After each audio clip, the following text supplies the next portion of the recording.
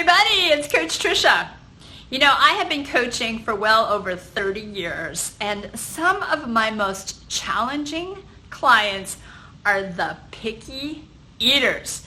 So today I have 5 tips that are going to help the picky eaters, whether they're children or you adults. So join me on the other side. If you've tried to lose weight and get in shape and you're still not where you want to be, I'm here to tell you it isn't your fault. There are a lot of shiny objects out there.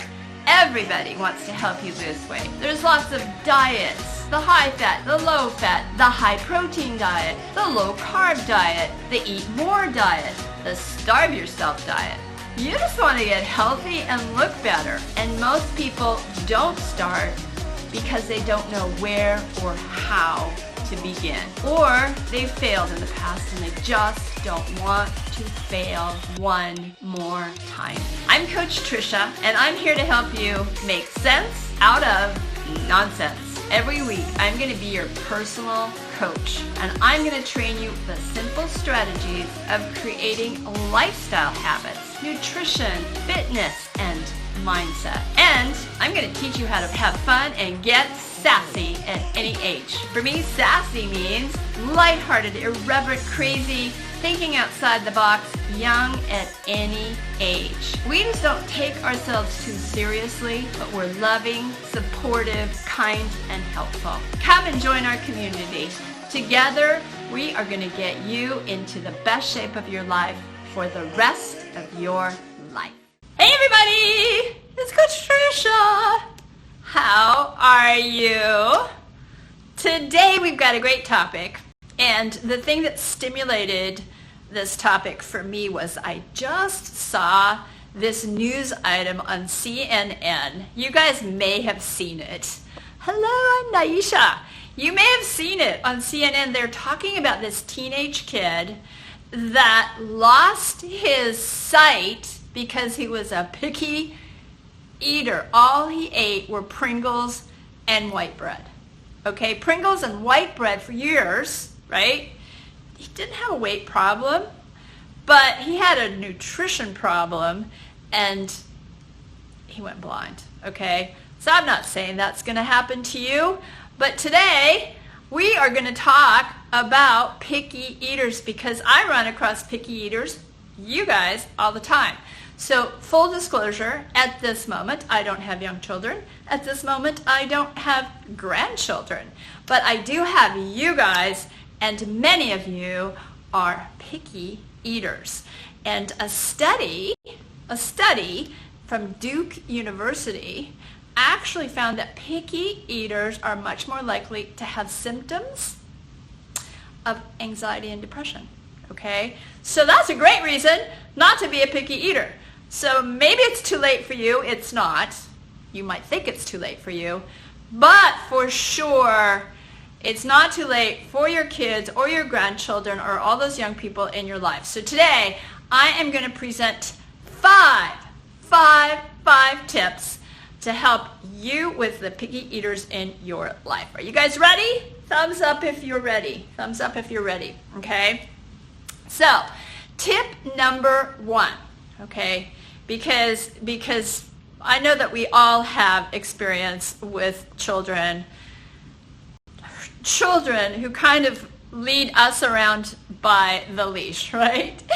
And so oftentimes when I'm talking to people, and especially when I'm getting them on a good nutrition plan, a lot of times they feel like it's necessary to make one meal for themselves because they're eating healthy, and another meal for the rest of their family because they're not trying to lose weight. And that actually doesn't make a lot of sense, right? Because this is a rehearsal. You're a rehearsal for what could possibly be happening to your children. And I know that you guys want your children to be healthy. So why not let's everybody start to get healthy. Start to get healthy. So tip number 1 is no short ordering cooking. Okay? No short order cooking. No short order cooking. Now, what does that mean? That means like when you're in a McDonald's, you learn how to do short orders. You've got this kind of hamburger and that kind of hamburger and these fries and that fries, and everybody's got a different dish, right? But not in your house. Not in your house. So let's get away from short order cooking, because, you know, like little Joey only likes this and little Sarah only likes this and your husband only likes this, and you're eating healthy. So think about when you're making your meal that you will have one healthy component in the meal, and maybe incorporate something else that you know for sure your children like, okay? So it's one meal for your family without exceptions, okay? And this gives everybody a chance to learn to like healthy foods. Good solution, right? It gives everybody a chance for everybody to get to learn how to like healthy foods, because number two, and this includes you guys. This is for your children. Hey, Bernice, it's for your children, but it's for you all too. It takes about 11 tries to accept something new, okay? It's completely normal for your children not to like something maybe the very first time. But don't assume that because they didn't like it the first time that they're not going to learn how to like it, okay? They're not, they need 11 times to learn how to like something. And so when you have it on your plate, it's not a waste of food if you let them try it. Maybe let them taste it. Maybe let them touch it. Fool around with it. Feed the dog with it. It doesn't matter. Just keep presenting it to them, even if they take one bite. This is a great way for your children to get to know how to like good food, and it's a great way for you also to get to know how to like great food. Remember how I'm always saying it's great to start experimenting with different kinds of food. Okay, number 3. Remember your mom used to say you don't get dessert until you clean your plate? Well, let's just throw that idea out of the window, okay? The whole concept of the Clean Plate Club isn't necessary, okay? It's not necessary. And so because if you're going to be presenting new and healthy foods to your children or to yourself, don't insist that it all be gone. Just trying is a great first step, okay? It's a great investment of, 3 pieces of broccoli if half of the first piece gets eaten, okay? And so this is really important, is to not assume that it has to be the Clean Plate Club. All right, number four. Encourage your children, your grandchildren, your husband, to be in the kitchen together. Help them prepare the food with you, okay? Because this gives when your children become part of the process, when you are part of the process, when your spouse is part of the process, they learn how to appreciate the food even more. And I don't always recommend that you take your children to the grocery store with you, but here's another idea. How about taking your children to the farmer's market? It's such a great experience, if you guys have ever been to the farmer's market, to just go and, meet the people that are growing the broccoli and just have that experience. It makes them more invested in good, healthy nutrition, okay? So kids become more invested. You become more invested when you're part of the process. And number five is to maybe just start with snacks, okay? So a meal is one thing, but having healthy snacks is usually when your children are really hungry, and you as well. When you're really hungry, this is the time where it's just like, I just need some food, right? So why not start out with snacks? Start out with snacks, with some of those healthy snacks that your children haven't tried or you haven't tried, and then that's going to trickle over into your actual meal, okay? So snacks like veggies and hummus.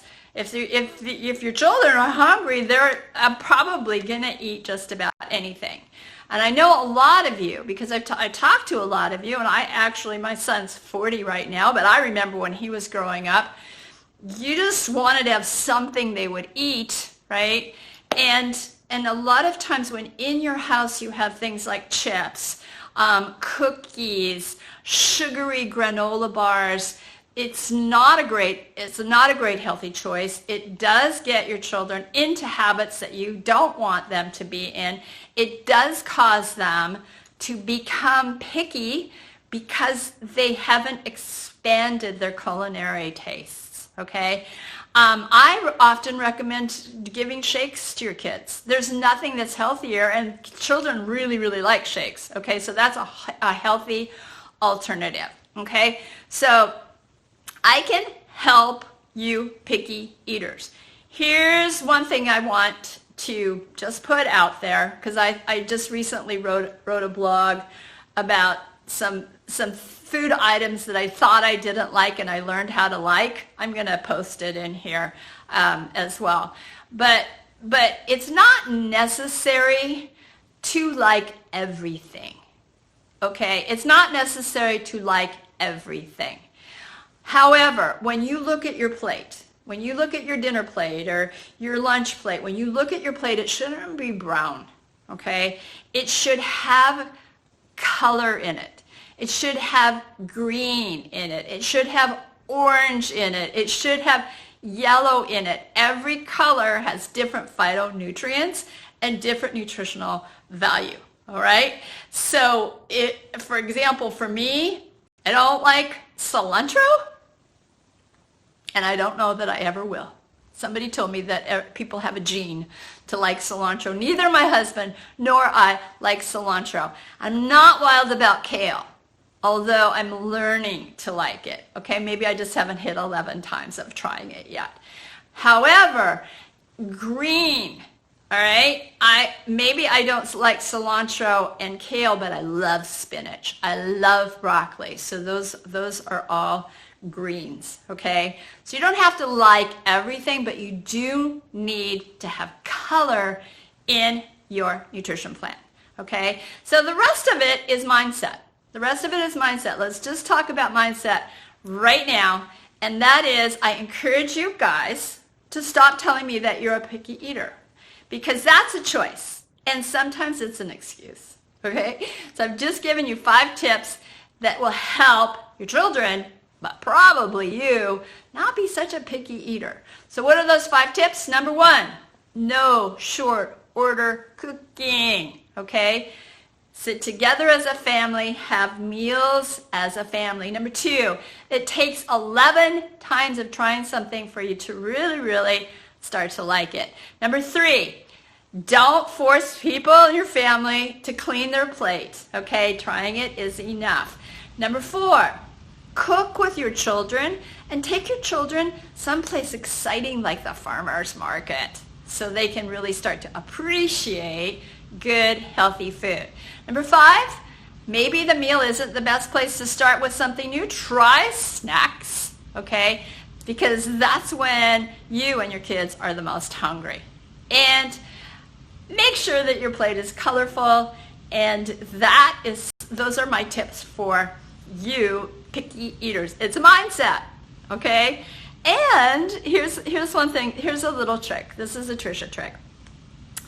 What you tell your brain, your brain often believes, okay? And so if you tell your brain that you're a picky eater, guess what? You're going to become a really picky eater, and you're going to use that as a reason for not being as healthy as you could be. All right? So just embrace change, embrace eating new things, incorporate new and different foods into your nutrition plan. You guys are gonna love it. So I'm gonna talk to everybody later. If you're here on live, go #live. And if you're here on replay, go #replay. I will talk to everybody later. Bye. Hey there, thanks for listening. Please remember to rate, comment, and subscribe below. I know it's tough to figure out the right nutrition plan and exercise routine that works for you. I don't see that many coaches teaching about sensible nutrition. After years of being on yo-yo diets myself, I got sick of gaining and losing the same pounds. Most coaches have been recycling the same new, revolutionary diet to people for decades. It's time to make sense out of nonsense, and that's been my mission for the last 17 years.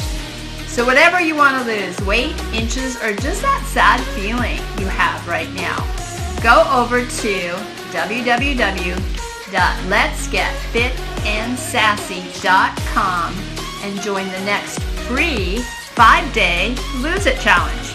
You're going to learn how hundreds of people have joined our movement and are now getting in the best shape of their life for the rest of their life. And we're going to have fun. Once again, that's www.letsgetfitandsassy.com. I'm Coach Tricia. Let's do this.